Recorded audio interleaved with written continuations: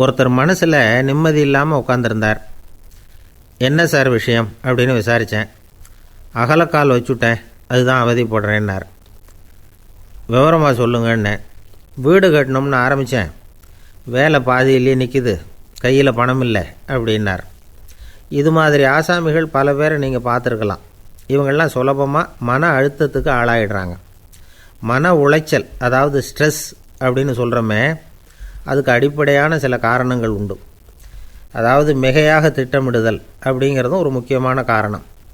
நடைமுறை சாத்தியம் என்னங்கிறத மனசில் வச்சுக்கிட்டு எந்த திட்டத்தையும் தீட்டணும், அப்போ தான் அது சரியாக வரும். ரெண்டாவது காரணம் என்ன தெரியுமா? ஒரே நேரத்தில் பல்வேறு செயல்களில் ஈடுபடுறது. தொலைபேசியில் பேசிக்கிட்டே கையில் இருக்கிற கடிதத்தை படிச்சுக்கிட்டே எதிரில் உட்காந்துக்கிட்டு இருக்கிறவருக்கும் அப்பப்போ பதில் சொல்லிக்கிட்டு மனசில் பல்வேறு சிந்தனைகளை அப்படியே ஓட விட்டுக்கிட்டு இருக்கிறது, இதுவும் மன அழுத்தத்தை உண்டாக்குது. மூணாவது காரணம், எதிலேயும் வெற்றி மட்டும் எதிர்பார்க்குற ஒருதலைப்பட்சமான ஆர்வம்.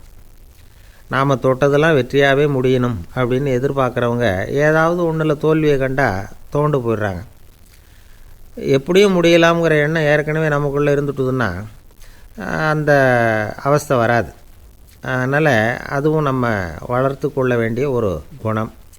மன உளைச்சல் ஏற்படுறதுக்கு இன்னொரு காரணம், எதையும் வேகமாக செஞ்சுடணும் அப்படிங்கிற துடிப்பு. அந்த துடிப்பே மனசை அழுத்த ஆரம்பிச்சிடும். எந்த ஒரு காரியத்திலையும் தாமதமோ இடையூறோ ஏற்பட்டால் அதை பொறுத்துக்கிற மனப்போக்கம் வேணும்.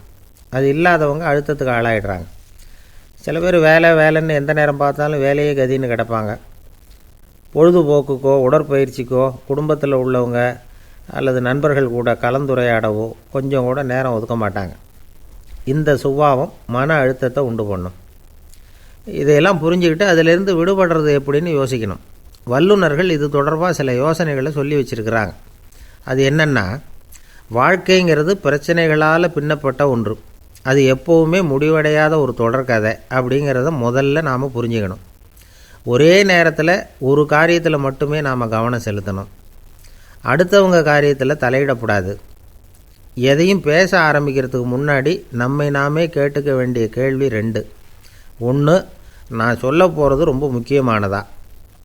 2வது, நான் சொல்கிறத அவங்க கேட்குறதுக்கு ஆசைப்படுறாங்களா? நான் பேசுகிறதுக்கு அது சரியான நேரம் தானா? இதை யோசித்து பார்த்ததுக்கப்புறம் எதையும் பேச ஆரம்பிக்கணும். முடிஞ்ச அளவுக்கு வளைந்து போகிற சுபாவத்தை வளர்த்துக்கணும். நம்ம நேரம் விலை மதிப்பு இல்லாதது, அதை வீணாக்கக்கூடாது. சிரிக்க தெரியலைன்னாலும் பரவாயில்ல, முகத்தில் கொஞ்சம் புன்முறுவலாவது காட்டணும். இதெல்லாம் ரொம்ப முக்கியம். அடுத்தவங்க ஏதாவது செஞ்சால் உடனே நன்றி சொல்ல மறக்கக்கூடாது. தினமும் கொஞ்சம் நேரத்தை தனிமையில் செலவு பண்ணணும். மன உளைச்சலிருந்து விடுபடுறதுக்கு 3 முக்கிய வழிகள் சொல்கிறாங்க. அதை சுருக்கமாக ரெட் அப்படின்னு சொல்கிறாங்க. RED ஆங்கில எழுத்தில். அந்த முதல் எழுத்து R, அது என்னென்னா ரிலாக்ஸேஷன், அதாவது இடை ஓய்வு. 2வது E எக்ஸர்சைஸ், உடற்பயிற்சி. 3வது டயட், திட்டமிட்ட உணவு முறை. அதனால் தியானம், மூச்சு பயிற்சி இதெல்லாம் இந்த இடை ஓய்வுக்கு வழிகள். எந்த வேலையையும் தொடர்ந்து செய்யக்கூடாது. எல்லார்கிட்டையும் கலகலப்பாக பழகணும். மாதத்துக்கு ஒரு நாளாவது குடும்பத்தோடு வெளியில் போயிட்டு வரணும். சுலபமான உடற்பயிற்சிகளை செய்யலாம். உடற்பயிற்சிங்கிறது நமக்காக நாம் செய்கிற ஒரு நீண்டகால முதலீடு அப்படின்னு சொல்லுவாங்க. அதாவது லாங் டேர்ம் இன்வெஸ்ட்மெண்ட்டாக. அளவோடு சாப்பிட்ணும், மெதுவாக சாப்பிட்ணும். இதெல்லாம் கொஞ்சம் மனசில் வச்சுக்கிட்டு நடந்துக்கிட்டால் மகிழ்ச்சியாக வாழலாம்.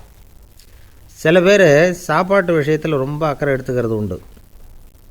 ஒரு குண்டு ஆசாமி சாப்பிட உக்காந்தார். முதல்ல ஒரு மாத்திரை சாப்பிட்டார். எதுக்குன்னு கேட்டோம். பசி எடுக்கிறதுக்குன்னார். சாப்பிட்டு முடித்தார். பிறகு மறுபடியும் ஒரு மாத்திரை சாப்பிட்டார்.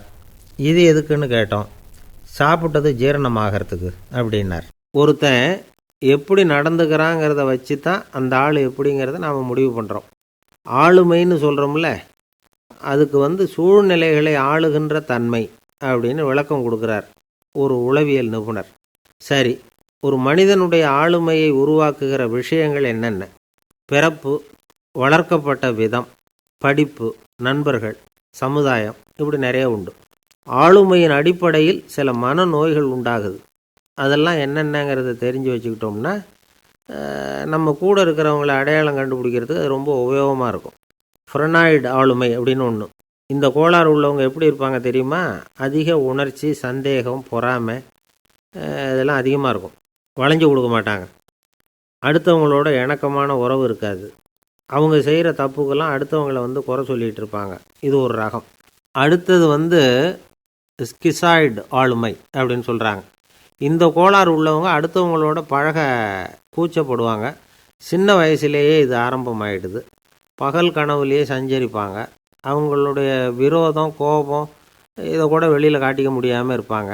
இவங்களுக்கு அகமுகம், பிரச்சனைகள்லேருந்து ஒதுங்கி எதுலேயும் ஈடுபாடு இல்லாதவங்களாக இருப்பாங்க.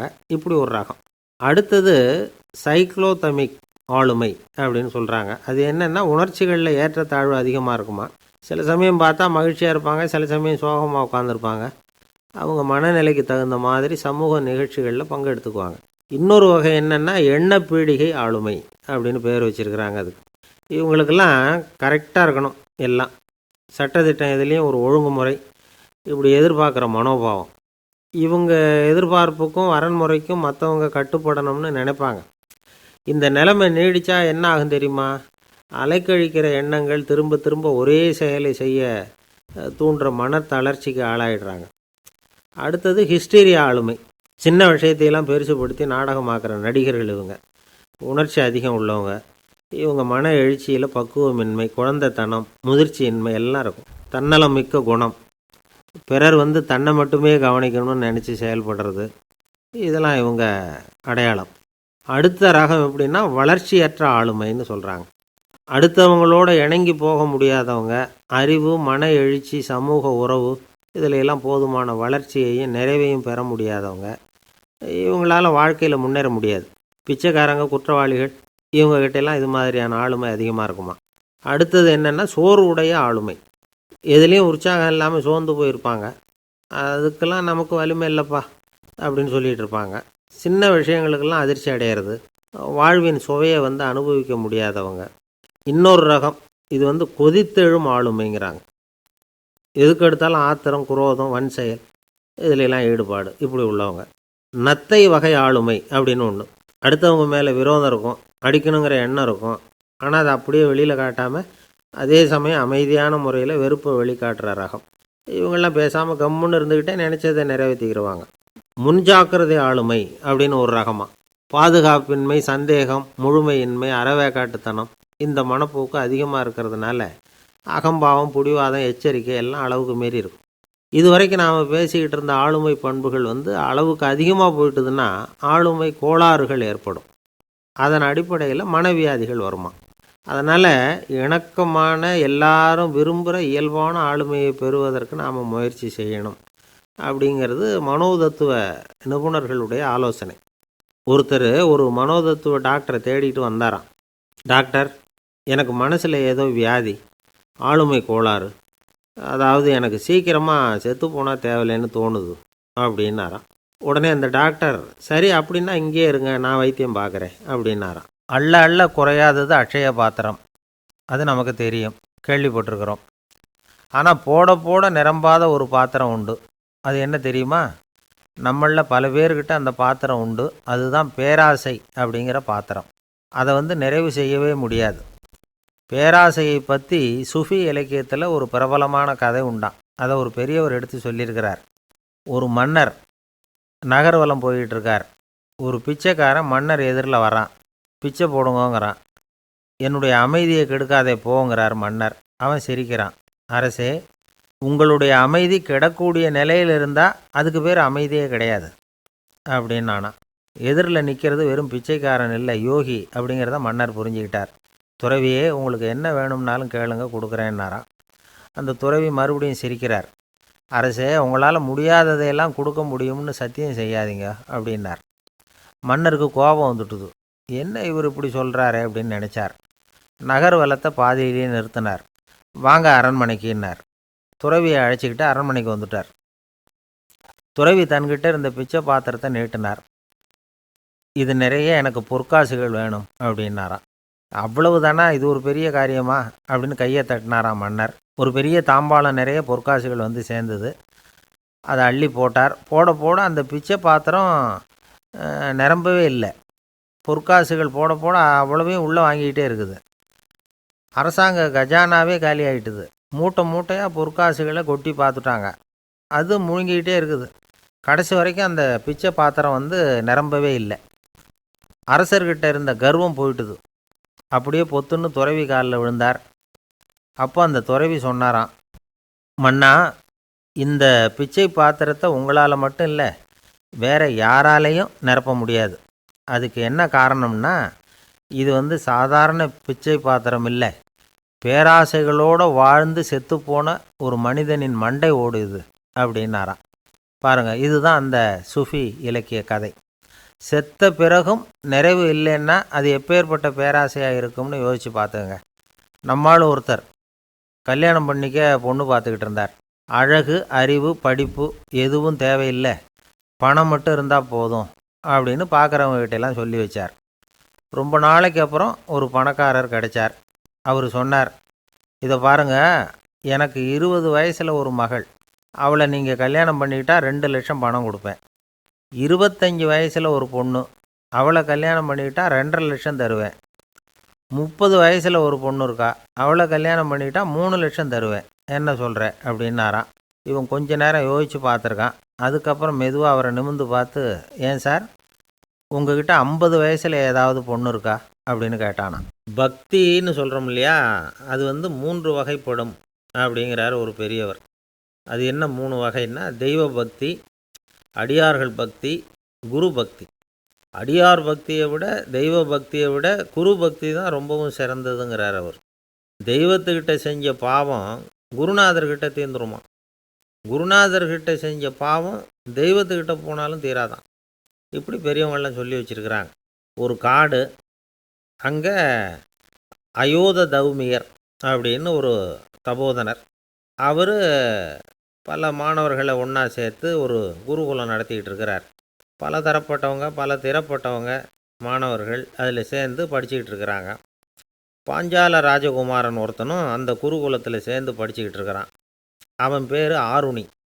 பெரிய இடத்து புள்ள, இருந்தாலும் படுப்பில் ரொம்ப கெட்டிக்காரனாக இருந்தான். அவன்தான் அங்கே முதல் மாணவன். ஒரு நாள் குருநாதர் அந்த அரசகுமாரனை கூப்பிட்டார். நம்ம குருகுலத்துக்கு சொந்தமான வயலில் தண்ணீர் பெருகி வெள்ளம் பயிரை அழிக்குதான், அதனால் நீ போய் மடையை அடைச்சிட்டு வந்துடும் அப்படின்னார். அந்த அரசகுமாரன் உடனே புறப்பட்டான். குருநாதர் சொல்லிட்டார்ல, உடனே புறப்பட்டான். நான் பெரிய இடத்து பிள்ளையாச்சே, ராஜகுமாரனாச்சே, ரொம்ப செல்வாக்கூட வளர்ந்தவனாச்சே, நான் போய் வயலில் இறங்கி வேலை செய்கிறதா அப்படின்னுலாம் அவன் நினைக்கல. குருநாதர் கட்டளையை நிறைவேற்ற வேண்டியது நம்ம கடமை அப்படின்னு நினச்சான். உடனே ஒரு மண்வெட்டியை தூக்கி தோளில் வச்சுக்கிட்டு புறப்பட்டு போயிட்டான். வயலுக்கு போனான். பார்த்தான், தண்ணி கரையை உடச்சிக்கிட்டு வயலுக்குள்ளே ஏகமாக பாஞ்சிக்கிட்டு இருக்குது. இவன் மண்வெட்டியால் களிமண்ணை புல்லோடு சேர்த்து புல் பற்ற மாதிரி வெட்டி வெட்டி போட்டான். இருந்தாலும் மடையை அடைக்க முடியல. தண்ணி அதை மீறி வந்துக்கிட்டே இருக்குது. தண்ணி வேகமாக வயலுக்குள்ளே போய்கிட்டே இருக்குது. போடுற பத்தையெல்லாம் கரைஞ்சி கரைஞ்சி போயிட்டுருக்கு. இருந்தாலும் இவன் தன்னுடைய முயற்சியை கைவிடலை. வெட்டி வெட்டி போட்டுக்கிட்டே இருக்கிறான். காலையில் அங்கே போனவன் சாயந்தரம் வரைக்கும் இப்படி செஞ்சுக்கிட்டு இருக்கிறான். உடம்பும் மனசும் ரொம்பவும் சோர்ந்து போச்சு. இருந்தாலும் குருநாதர்கிட்ட கட்டளையை நிறைவேற்றாமல் இருக்கிறோமேங்கிற ஒரு குறை அவனுக்கு இருக்குது. குரு கட்டளையை நிறைவேற்றாத நான் இன்னமும் இருக்கணுமா அப்படின்னு யோசனை பண்ண ஆரம்பிச்சிட்டான். என்ன செய்யலாம்னு பார்த்தான். நம்ம குருநாதர் இட்ட பணிக்காக இந்த உடம்பையே தியாகம் பண்ணலாம் அப்படின்னு முடிவு பண்ணான். தண்ணி பாயுதில், அதுக்கு குறுக்க விழுந்து அப்படியே மடையை அடைச்சிக்கிட்டு அப்படியே படுத்துட்டான். இது மற்றவங்களுக்கு தெரியாது. அன்னைக்கு ராத்திரி ஒரு விளக்கு முன்னாடி உட்காந்து குருநாதர் பிள்ளைங்களுக்கு பாடம் சொல்லி கொடுத்துக்கிட்டு இருக்கிறார். வரிசையில் இருக்கக்கூடிய ராஜகுமாரனை காணலை. நம்ம ஆருணி எங்கே போனா அப்படின்னு சொல்லி மற்ற மாணவர்களை விசாரித்தார். இப்போ அவங்க சொன்னாங்க, சுவாமி, அவன் காலையில் வயலுக்கு மடையை அடைக்கிறதுக்காக போனான், நீங்கள் தான் போக சொன்னீங்க, இன்னும் திரும்பி வரல அப்படின்னு அவர் பையன். குருநாதர் உடனே ஒரு தீவெட்டி எடுத்துக்கிட்டு மாணவர்களை அழைச்சிக்கிட்டு வயலுக்கு போனார். அங்கே போய் பார்த்தா ஆளை காணும். ஆருணி ஆருணின்னு சொல்லி சத்தம் போட்டு கூப்பிட்டு பார்க்குறார். நான் இங்கே இருக்கேன் குருநாதா அப்படின்னு காலுக்கு அடியிலேருந்து ஒரு சத்தம் வருது. குனிஞ்சு பார்த்தா அவன் மடையில் படுத்துருக்குறான். என்னப்பா இதுன்னார். காலையிலேருந்து இந்த மடையை அடைச்சி பார்த்தேன் சுவாமி, முடியல, அதனால் இப்படி குறுக்க படுத்துட்டேன். என்னை தாண்டறதுக்கு பயந்து போய் தண்ணியே தேங்கி நின்றுட்டுது அப்படின்னா. அவனுடைய குரு பக்தியையும் அவனை தாண்டறதுக்கு அஞ்சு நிற்கிற தண்ணி தேக்கத்தையும் பார்த்துட்டு எல்லாரும் ரொம்ப ஆச்சரியப்பட்டு போயிட்டாங்களாம். ஆறுனே எழுந்திரிச்சு வா அப்படின்னு கூப்பிட்டாரான் குருநாதர். அவன் தண்ணீரை பொழந்துக்கிட்டு எழுந்திரிச்சு வந்தானான். அதனால் அவனுக்கு உத்தாலகன் அப்படின்னு ஒரு பேர். உத்தாலகன்னா தண்ணீரை பிளந்தவன் அர்த்தம். அந்த உத்தாலகன் மாதிரி இந்த காலத்து மாணவர்களுக்கும் குரு பக்தி வேணும் அப்படின்னு சொன்னோம் ஒரு பள்ளிக்கூடத்தில். உடனே நிறைய மாணவர்கள் எழுந்திரிச்சு நின்னாங்க. சார், நீங்கள் எங்களை இன்னமும் சரியாக புரிஞ்சுக்கலன்னு நினைக்கிறோம். அன்னைக்காவது ஒருத்தன் அப்படி இருந்தான், இன்றைக்கி ஏகப்பட்ட உத்தாலகர்கள் இருக்கிறோம். எங்கள் வாத்தியார் கட்டளை இட்டால் இப்போவே அது மாதிரி வயலுக்கு போய் மடையில் குறுக்கப்படுத்துக்கிறதுக்கு இந்த வகுப்பில் உள்ள அத்தனை பேரும் தயாராக இருக்கிறோம் அப்படின்னாங்க. அப்படியா அப்படின்னு சொல்லி கேட்டோம் ரொம்ப சந்தோஷமாக. ஒருத்தன் ரொம்ப அடக்கமாக எழுந்திரிச்சான். அப்புறம் சொன்னான், ஆமாம் சார், வகுப்பில் இவர் நடத்துகிற பாடத்தை கேட்டுக்கிட்டு இருக்கிறத விட பேசாமல் போய் மடையில் படுத்துடுறது ஒன்றும் கஷ்டமான காரியமாக இருக்காது. அதனால தான் எல்லாரும் அங்கே போகிறேன்னு சொல்கிறோம் அப்படிங்கிறான்.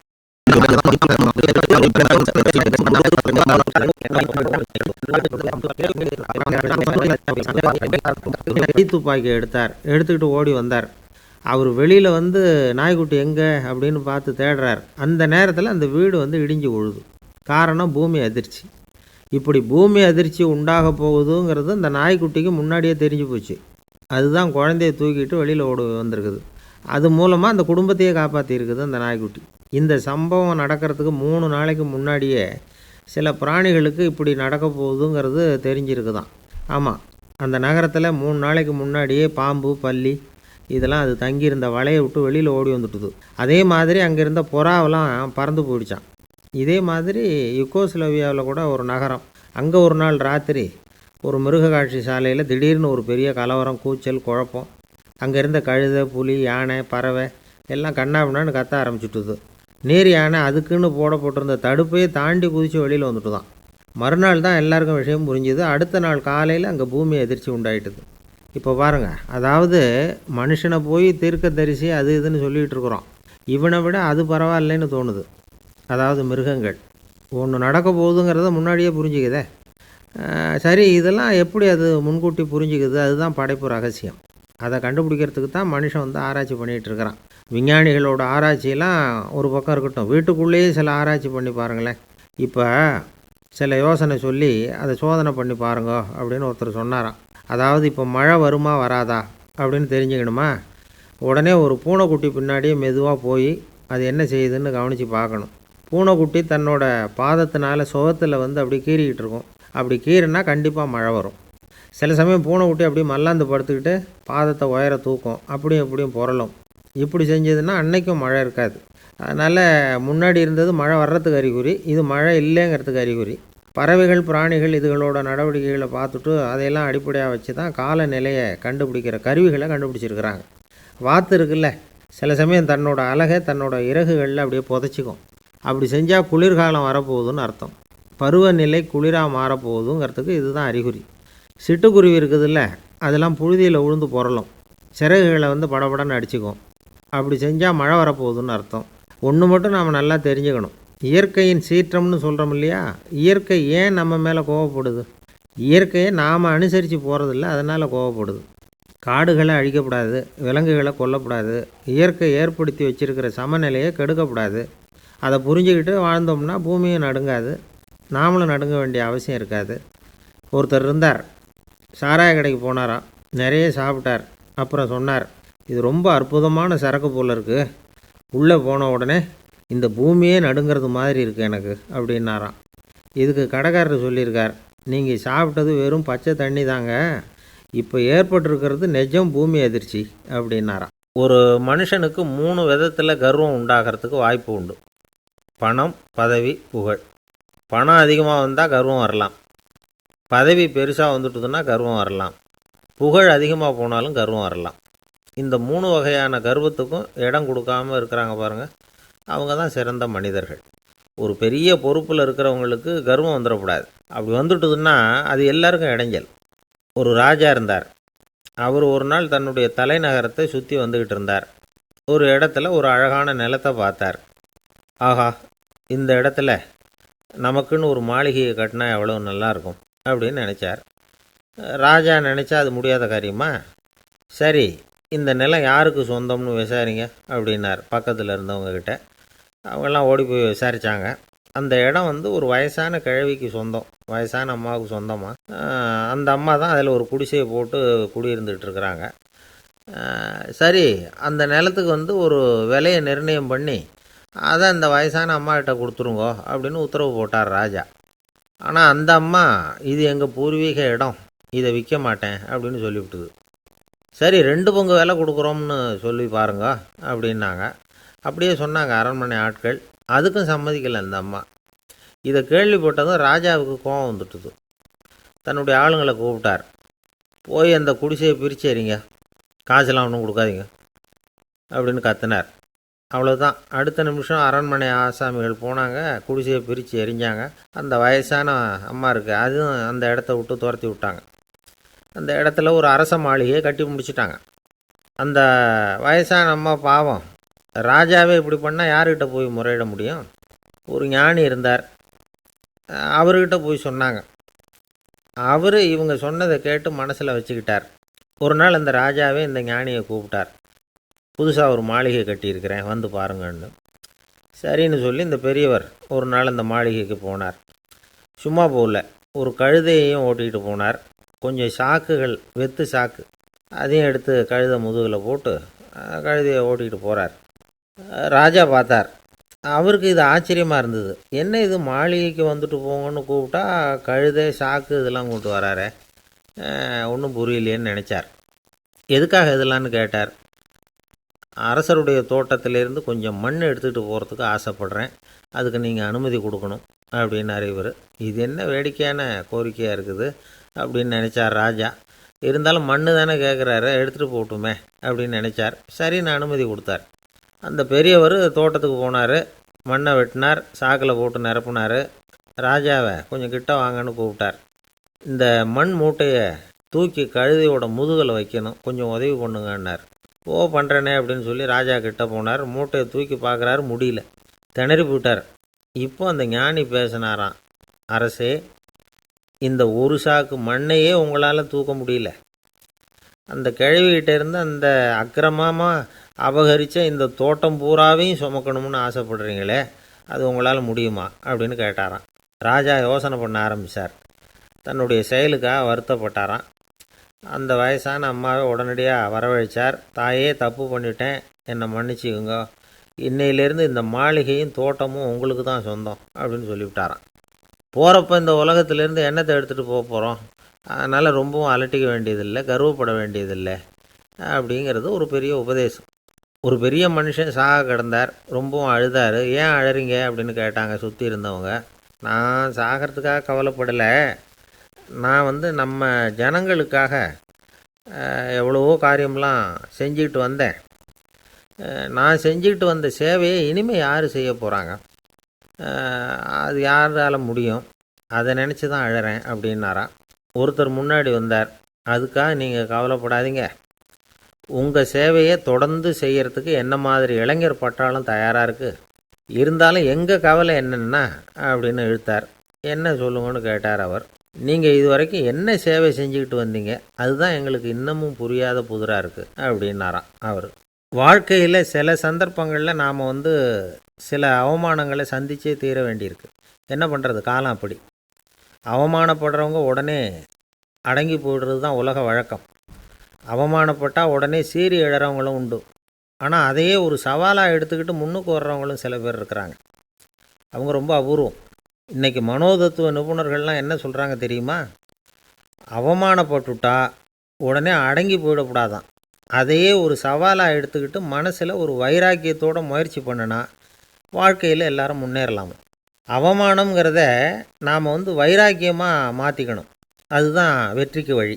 ராமர் வந்து இந்த பூமியில் பிறந்ததே ஒரு வைராக்கியத்தினால தான் சார் அப்படின்னார் ஒருத்தர். எப்படிங்க அது அப்படின்னு கேட்டேன். அவர் சொன்னார், தசரதருக்கு ராமர் வந்து குழந்தையாக வந்து பிறக்கணும், அப்போ தான் இங்கே இருக்கிற கஷ்டங்கள்லாம் நீங்கும் அப்படின்னு சர்வ லோகமும் எதிர்பார்த்துக்கிட்டு இருக்குது. ஆனால் அவர் எப்போ வந்து பிறப்பார் அப்படின்னு யாருக்கும் தெரியல. அந்த காரியம் சீக்கிரம் நடக்கணுமே, அதுக்கு என்ன பண்ணுறது? நாரதர் வந்தார் ஒரு நாள் தசரதரை தேடி. தசரதா, உனக்கு ஒரு செய்தி தெரியுமான்னு ஆரம்பித்தார். அவர் எப்பவும் இப்படித்தானே ஆரம்பிக்கிறது வழக்கம். என்ன விஷயம்னு கேட்டார் தசரதர். தசரதா, நீ அடிக்கடி உன்னோட தேரில் ஏறிக்கிட்டு தேவலோகத்துக்கு போகிற, அங்கே போகிற வர்ற எல்லாம் பண்ணிகிட்ருக்க, எல்லாம் சரி. தேவலோகத்துலேயும் உன்னை நல்லபடியாக தான் வரவேற்கிறாங்க. தேவேந்திரன் உன்னை பிரியமாக அழைச்சிட்டு போய் தன்னுடைய அரியாசனத்திலேயே தனக்கு பக்கத்திலேயே உட்கார வைக்கிறான். நீயும் சந்தோஷமாக உட்காந்து பேசிவிட்டு வந்துடுற. ஆனால் நீ இங்கே வந்ததுக்கு அப்புறம் அங்கே என்ன நடக்குது தெரியுமா உனக்கு அப்படின்னாரான் நாரதர். என்ன நடக்குது எனக்கு ஒன்றும் தெரியலையே அப்படின்னாரான் தசரதர். நாரதர்கிட்ட வந்து கிட்டத்தில் வந்து கேட்டிருக்கார், கொஞ்சம் சொல்லுங்கள் என்னது அப்படின்னு. அவர் நெருங்கி வந்தாரான் நாரதரும். மெதுவாக அவர் காதோட காதாக சொன்னாராம். அதாவது நம்ம பாஷையில் சொல்லப்போனால் பற்ற வைக்கிறார். நீ அங்கே தேவேந்திரங்கிட்ட உட்காந்து பேசிவிட்டு வந்த பிறகு நீ அங்கே உட்காந்துருந்த அரியாசனத்தை தண்ணி ஊற்றி கழுவி சுத்தப்படுத்துகிறாங்க. நீ என்ன அந்த அளவுக்கு சுத்தம் இல்லாத ஆளா? தினம் குளிக்காமையாக இருக்கிற அப்படின்னாராம். தசரதருக்கு இது ரொம்ப அவமானமாக போயிட்டுது. அப்படியே செய்கிறாங்க அப்படின்னாராம். ஆமாம், நீ வேணும்னா நான் சொல்கிறது உண்மையா இல்லையா அப்படின்னு சோதனை பண்ணி பார்த்துக்கோ அப்படின்னாரான் நாரதர். உடனே தசரதர் இதுக்காகவே புறப்பட்டு தேவலோகம் போனார். அங்கே வழக்கம் போலவே இவரை கூப்பிட்டு உட்கார வச்சு பேசிக்கிட்டு இருந்தான் தேவேந்திரன். கொஞ்ச நேரம் பேசிக்கிட்டு இருந்துட்டு சரி நான் கிளம்புறேன்னு புறப்பட்டார். சரி, அவனும் வாசல் வரைக்கும் வந்து வழி அனுப்பி வச்சுட்டு உள்ளே போயிட்டான். தசரதர் வெளியில் கொஞ்சம் நேரம் மறைஞ்சி இருந்துட்டு மெதுவாக உள்ளே எட்டி பார்த்தார் என்ன நடக்குதுன்னு. நாரதர் சொன்னது உண்மைதான். தசரதர் உட்காந்துருந்த ஆசனத்தை அங்கே 2 தேவர்கள் கழுவி சுத்தப்படுத்திக்கிட்டு இருக்கிறாங்க. தசரதரால் இதை தாங்கிக்க முடியல. அவருக்கு ரொம்ப அவமானமாக போச்சு. நேராக கிடுகிடுன்னு தேவேந்திரங்கிட்டே போனார். நான் உட்காந்துருந்த இருக்கையை சுத்தம் பண்ணுறியே, நான் என்ன அந்த அளவுக்கு பாவியா அப்படின்னு கேட்டார். ரொம்ப கோபமாக கேட்டார். தசரதரே, மனுஷனுக்கு 3 கடன்கள் உண்டு. தேவ கடன், ரிஷி கடன், பித்ரு கடன். இதை தீர்க்காதவன் பாவியாகிறான். இதில் மகனை பெறுவதால் தான் பித்ரு கடன் தீரும். உனக்கு மகன் கிடையாது, அதனால் நீ பாவியாகிற. பாவி உட்காந்துருந்த இடம்ங்கிறதுனால அதை சுத்தம் செய்ய வேண்டியது எங்கள் கடமை அப்படின்னு நானான் தேவேந்திரன். இந்த இடத்துல தசரதருக்கு ஏற்பட்ட அவமானம் ஒரு வைராக்கியமாக மாறிச்சு. தேவேந்திரனே கேட்டுக்கோ, ஒரு மகனை பெற்ற பிறகு தான் இந்த சபையில் மறுபடியும் அடி எடுத்து வைப்பேன் அப்படின்னு சொல்லிவிட்டு போயிட்டாரான். போய் புத்திர காமேஷ்டி யாகம் பண்ணார். புத்திரர்கள் பிறந்தார்கள். இந்த கதையில் உள்ள கருத்து என்னென்னா, தேவேந்திரன் தசரதரை அப்படி அவமானப்படுத்தலைன்னா அவருக்கு இப்படி ஒரு வைராக்கியம் பிறந்திருக்குமா? யோசித்து பார்க்கணும். நமக்கு ஏற்படுகிற சில அவமானங்களையும் வைராக்கியமாக மாற்றிக்குவோம். அப்படி மாற்றிக்கிட்டோம்னா வாழ்க்கையில் வந்து முன்னேறலாம். நம்ம ஆளுங்க சில பேர் அவமானத்தை வந்து வைராக்கியமாக மாற்றிக்கிறது எப்படி தெரியுமா? நம்மக்கிட்ட ஒரு பையன் சொன்னான், எங்கள் அப்பா என்னை எல்லாருக்கும் முன்னாடி வச்சு திட்டிவிட்டார், பொறுப்பு இல்லாமல் ஊர் சுற்றுறேன்னு சொல்லி அவமானப்படுத்தி விட்டார். இனிமேல் நீ என் முகத்திலேயே முழிக்காதரா போடான்னு வேற சொல்லிவிட்டார். எனக்கு ரோஷம் வந்துட்டுது. அந்த அவமானத்தை வைராக்கியமாக மாற்றிக்கிட்டேன். அன்னையிலேருந்து அவர் முகத்திலேயே முழிக்கிறது இல்லை அப்படின்னா. அப்படியான்னு கேட்டோம். ஆமாங்க, அவர் வீட்டில் இல்லாத நேரமாக பார்த்து உள்ளே சமையல் கட்டுக்கு போய் சாப்பிட்டுட்டு நைஸாக வெளியில் வந்துடுவேன் அப்படிங்கிறான் அவன். ஒரு ஜென் துறவி, அவருக்கு ரொம்ப வயசாகிட்டுது. கடைசி காலம். நண்பர்களெல்லாம் கூப்பிட்டார்.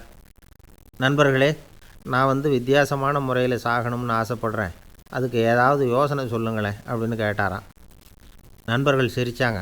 என்ன பேச்சு பேசுகிறீங்க? சாவறதுங்கிறது என்ன விளையாட்டு கத்தனமான காரியமா அப்படின்னு கேட்டிருக்காங்க. அந்த துறவி கொஞ்ச நேரம் யோசனை பண்ணார். அப்புறம் கேட்டாராம், இது வரைக்கும் யாராவது நடந்துக்கிட்டே இறந்துருக்குறாங்களா அப்படின்னாராம். எல்லாரும் இல்லைன்னாங்களாம். ஒருத்தர் மட்டும் சொல்லியிருக்கார். அப்படியும் ஒருத்தர் இறந்துருக்கிறதாக ஒரு கதையில் படிச்சிருக்கிறேன். ஒரு ஞானியால் தான் அப்படியெல்லாம் செய்ய முடியும் அப்படின்னு அவர் சொன்னாராம். சரி, அப்படின்னா அந்த முறை நமக்கு வேணாம். நின்றுக்கிட்டே யாராவது உயிரை விட்டுருக்காங்களா அப்படின்னு விசாரித்தாராம். அப்படியும் ஒருத்தர் இறந்துருக்கிறார் அப்படின்னாங்களாம். மறுபடியும் அந்த துறவி யோசனை பண்ணியிருக்கிறார். ஏதாவது வித்தியாசமான முறையில் நாம் வந்து போகணும் அப்படிங்கிறது அவருடைய விருப்பம். மனிதன் எப்படி வாழ்கிறானோ அப்படி இறப்பது தான் நல்லது. சரி, யாராவது தலைகீழாக வந்து யோகம் செய்யும் நிலையில் இறந்துருக்கிறாங்களா அப்படின்னு விசாரித்தாராம். நண்பர்கள் சிரித்தாங்க. தலைகீழாக நின்னபடி இறந்ததாக நாங்கள் கேள்விப்பட்டதே இல்லை, அது முடியாத காரியம் அப்படின்ட்டுருக்காங்க. இப்போ அந்த துறவிக்கு திடீர்னு உற்சாகம் வந்துட்டுது. உடனே எழுந்திரிச்சார். தலைகீழாக நின்னார், அப்படியே உயிரை விட்டுட்டார். அவ்வளோதான். அந்த மடாலயத்தில் ஒரே குழப்பம். எப்படி அவரை கீழே இறக்கி படுக்க வைக்கிறது அப்படின்னு புரியல. இப்படி உயிர் விடுறதை பற்றி அவங்க இது வரைக்கும் கேள்விப்பட்டதும் இல்லை. உண்மையிலேயே இவர் இறந்து தான் போனாராங்கிறதும் தெரியல. சோதித்து பார்த்தாங்க. இதய துடிப்பு, நாடி துடிப்பு எல்லாம் நின்று போயிருந்தது. இவர் எப்பவும் இப்படி தான், என்ன பண்ணுறது இப்போது அப்படின்னு சொல்லி எல்லோரும் குழம்பிக்கிட்டு இருக்கிற சமயத்தில் ஒரு பெரிய ஒரு யோசனை சொன்னார். இந்த துறவியோட மூத்த சகோதரி பக்கத்து மடாலயத்தில் இருக்கிறாங்க, அவங்கள இங்கே அழைச்சிட்டு வந்தால் ஏதாவது வழி கிடைக்கும் அப்படின்னார். அந்த அம்மாவுக்கு 90 வயசு. அழைச்சிட்டு வந்தாங்க. ஒரு குச்சியை ஊன்றிக்கிட்டு அப்படியே மெதுவாக நடந்து வந்தாங்க. தம்பி தலைகீழாக நின்று உயிர் விட்டு இறக்கிறத பார்த்தாங்க. தம்பின்னு கூப்பிட்டு பார்த்தாங்க, ஒன்றும் காணோம். உடனே என்ன பண்ணாங்க, தன்னுடைய கைத்தடியால் தம்பியோட உடலை ஒரு தட்டினாங்க. ஏப்பா, சாகிறப்பவும் உன்னுடைய குறும்புத்தனத்தை விடலையா? இப்படியாடா சாகிறது, ஒழுங்காக செத்து தொலை அப்படின்னாங்களாம். அவ்வளவுதான். உடனே அந்த துறவி திரும்பி நேராக நின்னார். அக்கா, கோவப்படாத, நான் ஒழுங்காக சாகிறேன், எப்படி செத்தா என்ன, எல்லாம் எனக்கு ஒன்று தான் அப்படின்னு சொல்லிவிட்டு அப்படியே தரையில் படுத்து உயிரை விட்டாராம். அதுக்கப்புறம் அந்த அம்மா கோலை கையில் எடுத்துக்கிட்டு அப்படியே திரும்பி கூட பார்க்காம அவங்க பாட்டுக்கு போயிட்டாங்களாம். மரணத்தை ஒரு விளையாட்டாக ஆக்கிய அந்த துறவிக்கு வாழ்க்கையே ஒரு விளையாட்டாக தான் இருந்திருக்குது. எந்த நோக்கமும் இல்லாமல் செயல்படுறதுன்னா என்னங்கிறதும் அவருக்கு தெரிஞ்சிருக்குது. பயனை எதிர்பார்க்காம பணி செய்து வாழ்ந்து மறைந்த மகான் அவர். தம்முடைய தொழிலை விளையாட்டு போல் செய்ய தெரிஞ்சவருக்கு வாழ்க்கையே ஒரு விளையாட்டாக மாறிடும். எல்லாமே விளையாட்டாகி விடுகிற போது மரணமும் விளையாட்டாகிவிடும் அப்படிங்கிறது தான் அந்த தத்துவம். ஆனால் அதுக்கு முன்னாடி உங்களுக்குள்ளே இருக்கிற உண்மையான நடிகனை நீங்கள் அடையாளம் கண்டுபிடிக்கணும். நீங்கள் நடிக்க வேண்டியதே இல்லை, நீங்கள் ஏற்கனவே நடிச்சுக்கிட்டு தான் இருக்கிறீங்க. நீங்கள் இந்த உண்மையை தெரிஞ்சுக்கணும், அவ்வளவுதான். இதுதான் ஞானிகளுடைய கருத்து. நீங்கள் தெருவில் நடந்து போயிட்டுருக்கிறீங்க, எதிரில் வர்றவர் உங்களை பார்த்து எப்படி இருக்கிறீங்கன்னு கேட்குறார். நல்லா இருக்கிறேங்கிறீங்க. உண்மையிலேயே நாம் நல்லா இருக்க மாட்டோம், ஏதாவது உடம்புல கோளாறு இருக்கும். ஆனால் அப்படி சொல்லுவோம், நல்லா இருக்கிறேன் அப்படின்னு. அது நடிப்பு தானே. உங்களை சந்தித்ததில் ரொம்ப மகிழ்ச்சி அப்படின்னு சொல்கிறோம். உடனே கொஞ்சம் நிதானமாக யோசித்து பாருங்கள், உண்மையிலேயே உங்கள் மனசு மகிழ்ச்சி அடைஞ்சுட்டுதா? அது நடிப்பு தானே. வாழ்க்கையை சரியாக புரிஞ்சுக்கிட்டால் எல்லாமே நடிப்புங்கிறது புரியும். கல்யாண பத்திரிக்கை அனுப்பியிருந்தேனே, ஏன்டா வரலன்னு கேட்டான் ஒருத்தன். வந்திருந்தேனே அப்படின்னானா இவன். டேய், ஏன்டா போய் சொல்கிற, நான் பத்திரிக்கையே உனக்கு அனுப்பலையே அப்படின்ட்டுருக்கான் அவன். அதுக்கு இவன் சொன்னானா, பத்திரிக்கை அனுப்புனேன்னு நீ போய் சொல்கிறப்போ கல்யாணத்துக்கு வந்தேன்னு நான் போய் சொல்லக்கூடாதா அப்படின்னானா. ஒருத்தர் முகத்தை தொங்க போட்டுக்கிட்டு ஒரு மாதிரியாக வந்தார். என்ன விஷயம்னு விசாரித்தேன். என்னுடைய நண்பன் ஒருத்தங்கிட்ட கருத்து வேறுபாடு, இனிமேல் நமக்குள்ளே எந்த சம்மந்தமும் வேணாம்னு நட்பை முறிச்சிக்கிட்டு வந்துட்டேன்னா. நண்பர்கள்னு இருந்தால் கருத்து வேறுபாடு வரத்தான் செய்யும்னு. கருத்து வேறுபாடு வராமல் இருக்கிறதுக்கு ஏதாவது வழி உண்டா அப்படின்னு கேட்டாங்க. அதை பற்றி நிபுணர்கள் சில யோசனைகளை சொல்லியிருக்கிறாங்கன்னு.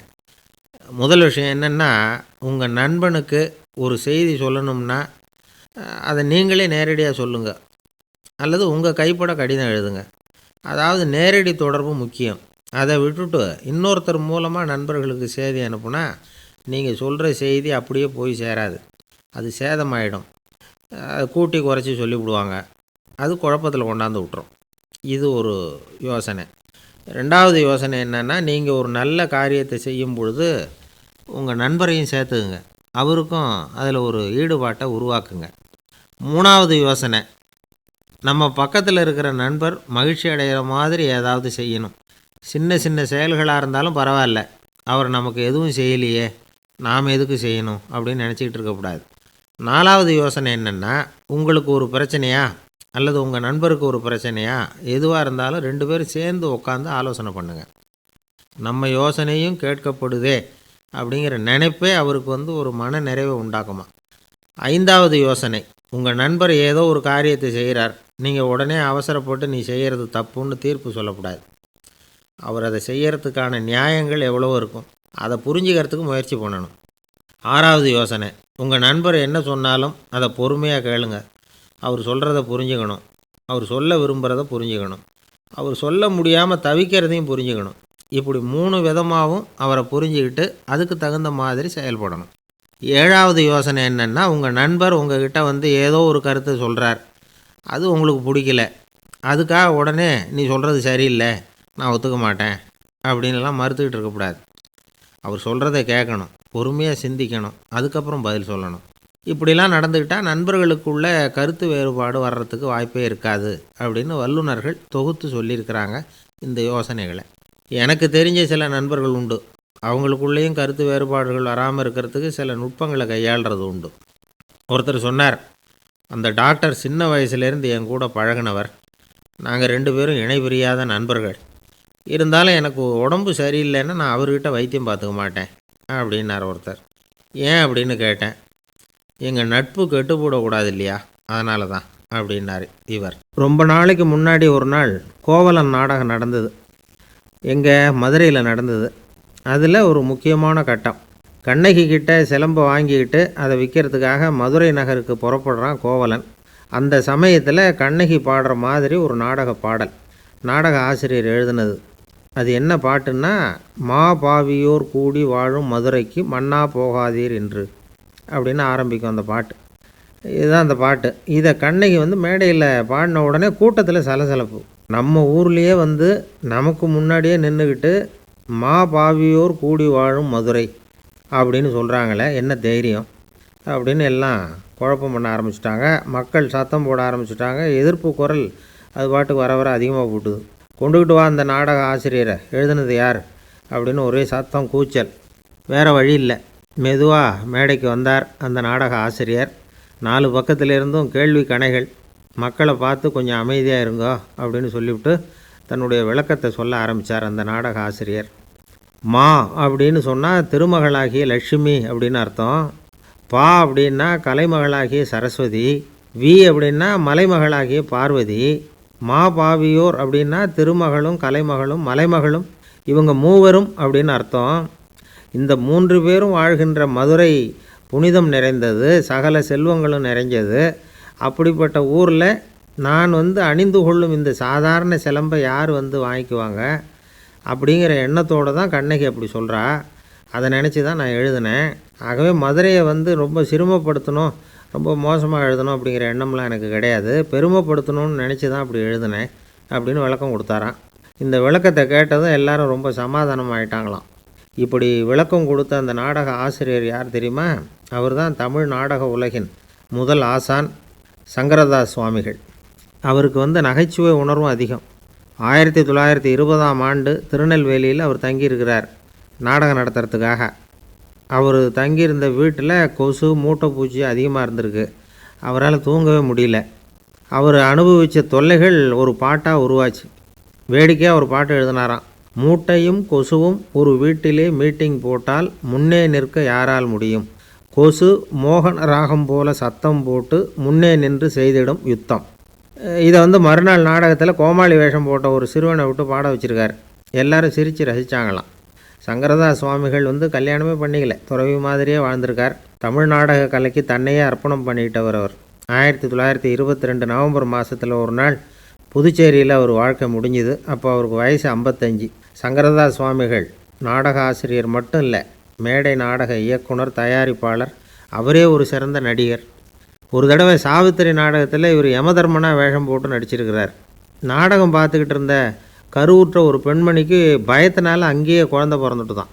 அந்த நிகழ்ச்சிக்கு அப்புறம் இவர் இந்த வேஷம் போடுறப்போலாம் ஜனங்களுக்கு முன்கூட்டியே எச்சரிக்கை கொடுக்க ஆரம்பிச்சிருவாராம்.